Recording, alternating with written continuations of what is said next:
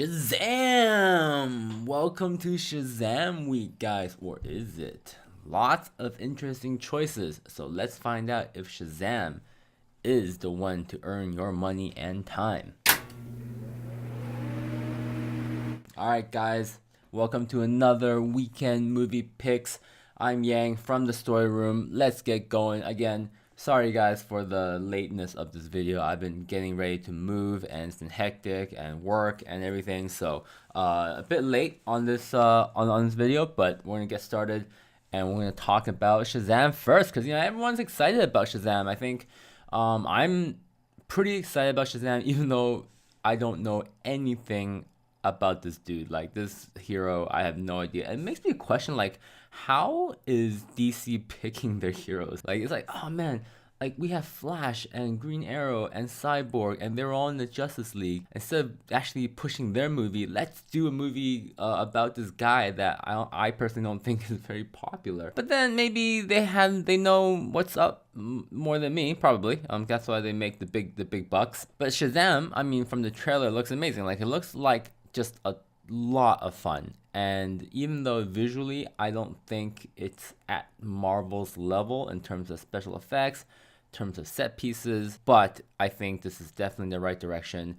for DC. I don't know if Shazam's going to be in the Justice League. I don't know if he is in the comics. I don't really know much about DC comics, to be honest, but this looks like a great third movie in a row for DC. Wonder Woman was awesome. Aquaman was okay. I mean, I had fun with it. I like Jason Momoa, Amber Heard. I mean, she's super hot, so whatever. I also like James Wan a lot. Big fan of his. So I had a good time with Aquaman. I think Aquaman's story wasn't great. Bugman was ridiculous. Come on, guys. Like, that villain was not even a villain, man. I don't know. I don't know what that was. Shazam is definitely a continuation in the right direction. There's tons of Shazam reviews already, so I'm not gonna go into too much about it, but I think personal opinion without having seen it, I think it'll be a lot of fun. Best of enemies. I mean, look guys, like I'm all for doing movies about racial segregation, school integration. I think it's a really important topic in our history, but I've seen this movie, man. I've seen this movie so many times and there's no new angle to this movie. Are you gonna tell me Best of Enemies, which is about a real life story of school integration in 1971 North Carolina, is going to be better than Remember the Titans? No, obviously not. Like, Remember the Titans had football. Like, that was their concept, like football and racial segregation together, right? And Best of Enemies, I don't see the concept. I don't see it. Like, okay, you have racial segregation, school integration, and what? Like, what is the twist? What is the new packaging that will make this familiar story relevant? If you're gonna make it with a new concept, a new packaging that can make me excited. Like, what new angle can you bring, right? The only cool part about this concept is Sam Rockwell's character. He plays C.P. Ellis, and C.P. Ellis from the trailer seems to be the leader of the Klan, and he becomes the advocate of school integration, and him and Ann Atwater become allies, right? Like, that's the arc. Good arc. I think it's interesting. So if I could just watch his story, I think that'd be fine. I mean, when are we gonna do the other angle? Like, I'm sure most black people would have wanted school integration because white people just get better education. I mean, that's the way it is. So I mean, it makes sense that most people will be like, yes, I want school integration. But I'm sure there are black people who hate white people and don't want their kids to mingle with white kids. Like, I mean, where's that character? I just don't see it in this. Trailer. But I think those people exist. I would just like to see a better balanced discussion about racial segregation and school integration, right? Which is I'm not seeing here. It's just like all black people are like, yes, we're all great and we're all like progressive and we want integration. All the white guys are like, no. So the next big contender this weekend is Pet Sematary, with it being awesome and Stephen King's books getting its due course in proper remakes. Pet Sematary looks to follow that up with something that looks actually pretty scary. Like, the book, when I read the book, man, I was like in junior high, or in Canada we only have high school, so like beginning of high school when I was 12 years old or like 13 years old, and it wasn't that scary. Having read all of Stephen King's books, I haven't read any of his newer books because they're all like they're not good. But all his older books, I've read them all multiple times. Pet Sematary is nowhere near as frightening as, like, say, Cujo, which is also about animals, in my opinion.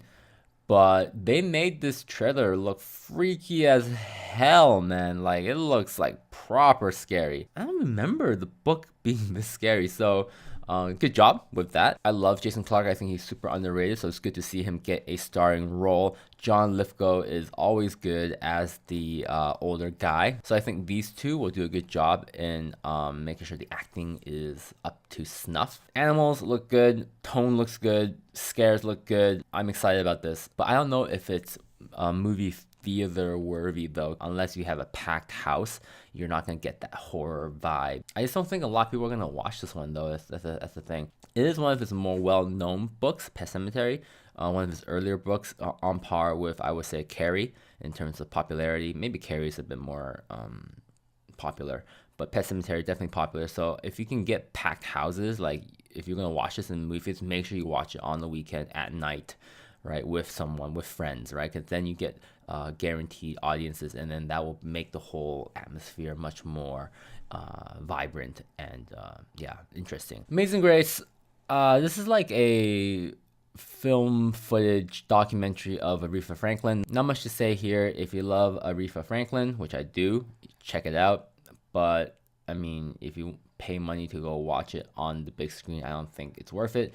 Visually, it's just film footage. So audio, in terms of audio, listening to music, I think most people will have better audio systems for music at their homes if they really want to listen to Aretha Franklin sing. High Life. Robert Pattinson, I mean, it's good to see him back. Definitely good to see him back. I'm a big fan of his, not because of Twilight, obviously. I would say I started being a fan of his during Harry Potter when he played Cedric, the Goblet of Fire.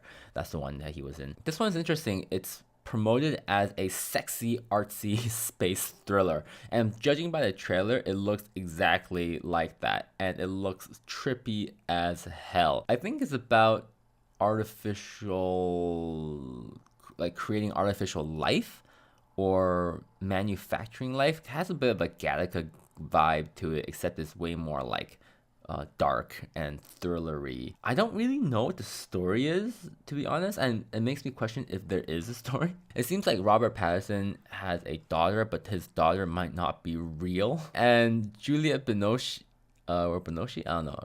Also a big fan of hers. She plays a scientist who, on one hand, is trying to create life, but on the other hand, is trying to get with Robert Pattinson. So, or Paddington. I don't know. Visually, it's cool. It has strong images, reminiscent of Space Odyssey, Moon, Species. Even, you know, you can say that, or Splice if you've seen Splice. And yeah, I think Splice is the closest thing this might get to. Although I don't think it's as nearly as gross and gory as Splice, but has that vibe to it. I'm definitely gonna check this out when it comes out on video. In terms of a movie theater watch, I don't think so. Peterloo, the story of the 1819 Peterloo massacre, where British forces attacked a peaceful pro-democracy rally in Manchester. Yeah, it looks cool. It looks visually interesting, big grand scale. I just the thing, guys, like, look, I don't know about Peterloo at all, right? Like, I think a lot of people won't know what this thing is, like this event. I'm pretty sure it's very interesting and it's very important, but since I don't know what this event is, I'm not interested in watching it. If I'm interested in this event, this Peterloo massacre, I would just go read about it, right, on Wikipedia. But why would I watch a movie about it unless the story is compelling? But if you look at something like Les Miserables, right, where that's not about the French Revolution. It's actually about the small uprising that didn't go anywhere, which is great. But the story is not really about that. That's just the backdrop. Same thing with Titanic, right? The Titanic is just a backdrop, right? So this one, the problem with this movie is that this 1819 Waterloo Massacre is the story. There's no other story in this backdrop, which is a problem, right? So it's not going to be very interesting, I don't think. Emilio Estevez is back, guys. Coach Bombay is back. Yes. Oh man. Directorial debut, I think. He plays a librarian where his public library gets taken over by a bunch of homeless guys and ladies, I think. I think it's a based on a real story, is what they said in the trailer. Jenna Malone. Jenna Malone is someone that I love, man. She's so hot, man. I don't know why she doesn't get more roles. I fell in love with her uh, during when she started in The Ruins. Oh man, The Ruins, guys, this movie. So it's good to see her in a leading role. Gabrielle Union, always good. Emilio Estevez stars in it, and Alec Baldwin's in it, and Christian Slater. Is this the respect cast, man? They'd be like, oh man, Coach Bombay, you gotta do a movie, and then we're gonna star in it. It's like the Hotel Rwanda, but instead of a hotel and a civil war, it's a library and a homeless people. And who's the antagonist, right? I don't know who the antagonist is. What is the danger outside of this library? I don't know what it is. Is it the police? I guess. I don't know. Is it the cold? Is it the weather? I have no idea. I don't know what Coach Bombay, his character is. I don't know if he's selfish. Does he want these people? Does he not want these people? Does he want to help these people or what? And then there's a bunch of black people, white people jokes in there because the main library dude, or the main homeless leader guy, I think it's this guy, played by Michael Kenneth Williams. He's just like, oh, has a bunch of like white rich guy jokes that he throws at Bombay. So I think this one's not very good. I don't see the danger. I don't see the stakes. So I'm gonna pass on this one. But it's good to see Coach Bombay coming back. Dorm Boy. Apparently, this is based on a children's book about this guy who, when he's old, starts having visions, and then he thinks back on the time when he was young and he raised 3 orphaned pelicans by the beach, and then how these pelicans became his friends. It sounds like a kind of like a modern adult fairy tale.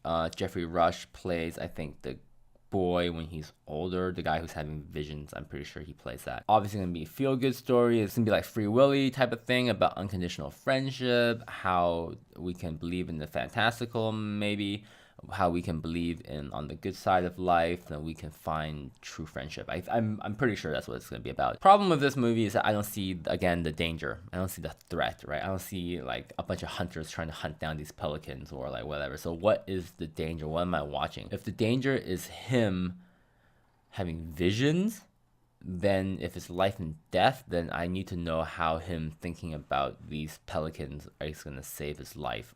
Didn't see it in the trailer. I think the novel's really popular and really famous, but from the movie, I just think it doesn't have legs to support it for its hour 40-minute runtime. The Wind, guys. Real talk, guys. I think this is gonna be the sleeper pick of this week, man. The Wind. This movie looks absolutely up my alley. I love shit like this, guys. You guys seen The Witch, right? So The Witch is the movie from 2015 about the witch hunt during New England, during the 1600s in New England.